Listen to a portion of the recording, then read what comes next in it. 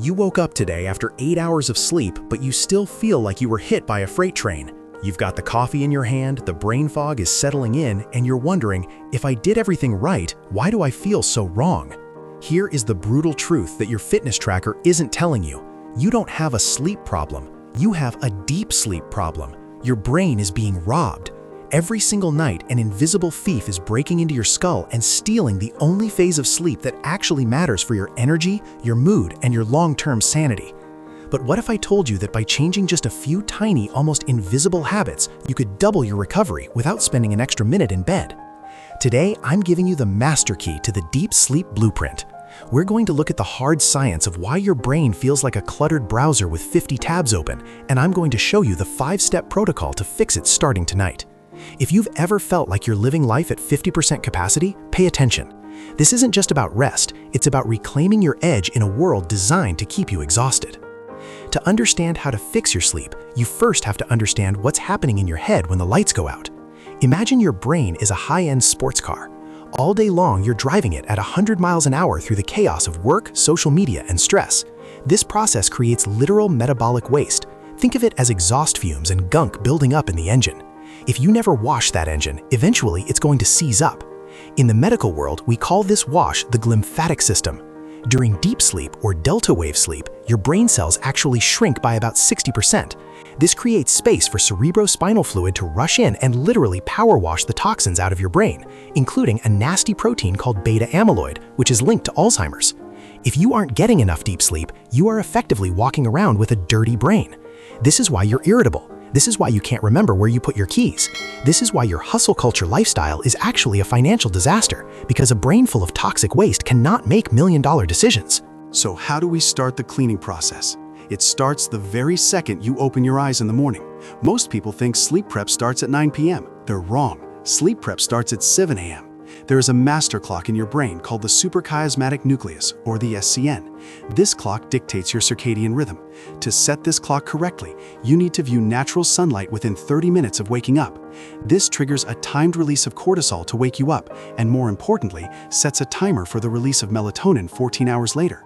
If you stay in a dark room scrolling on your phone for the first hour of the day, your brain stays in a state of biological limbo.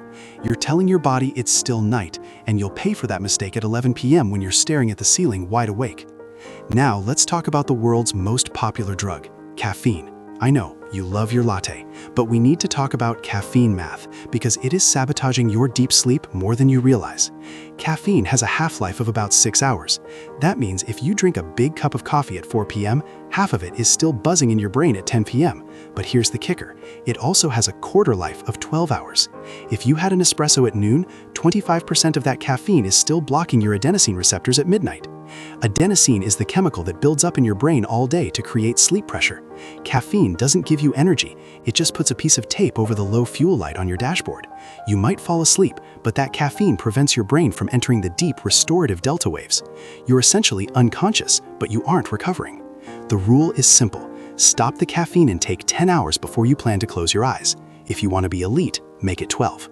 While we're talking about chemistry, we have to address the dopamine loop. Most people blame blue light for their insomnia. Blue light is a problem, sure, but the bigger villain is the dopamine hit from your phone. When you scroll through TikTok or Instagram Reels right before bed, you are feeding your brain a slot machine of unpredictable rewards. This keeps your brain in an alert and seeking state. It's the exact opposite of the rest and digest state needed for deep sleep. You are literally telling your nervous system that there is something exciting or dangerous happening. To combat this, I want you to try the grayscale hack. Go into your phone settings right now and turn your screen to black and white. Suddenly, those colorful icons and vibrant videos look boring. They lose their power over your brain. When the phone is boring, sleep becomes the most interesting option. Now, let's talk about the physical environment. Your body has a biological requirement to drop its core temperature by about 2 to 3 degrees Fahrenheit to initiate deep sleep. This is why it's almost impossible to sleep in a hot room. The golden rule for sleep science is 65 degrees Fahrenheit or 18 degrees Celsius. I know that sounds cold, but your brain needs that thermal drop to trigger the off switch. Here's a pro tip that sounds counterintuitive: wear socks to bed. I know some of you think that's weird, but science shows that warming your feet causes vasodilation. The blood vessels in your feet open up, which allows your body to dump heat from its core more efficiently. You're essentially using your feet as a radiator to cool down your brain. Combine this with a warm shower an hour before bed. When you step out of a warm shower into a cool room, your core temperature plummets, sending a massive signal to your brain that it's time for the delta waves to take over. If you're enjoying these insights, do me a quick favor, hit that subscribe button and tap the bell. We're building a community of people who want to master their biology and live at their peak, and I don't want you to miss the next blueprint. Now, let's get into the shutdown protocol. What do you do in those final 10 minutes when your mind starts racing? This is where most people fail. They lie there thinking about their mortgage, their boss, or that embarrassing thing they said in 2014. To stop this, we use cognitive shuffling. This is a technique designed to scramble your logical brain. Pick a neutral word, like bedtime. In your head, spell it out. B-E-D-T-I-M-E. Start with B. Imagine as many unrelated images as you can starting with B. A bear, a ball, a banana, a bridge. Once you lose focus, move to E, an elephant, an envelope, an egg. By forcing your brain to visualize random, non-threatening images, you are mimicking the hypnagogic state of early sleep. You're essentially tricking your brain into thinking you've already fallen asleep.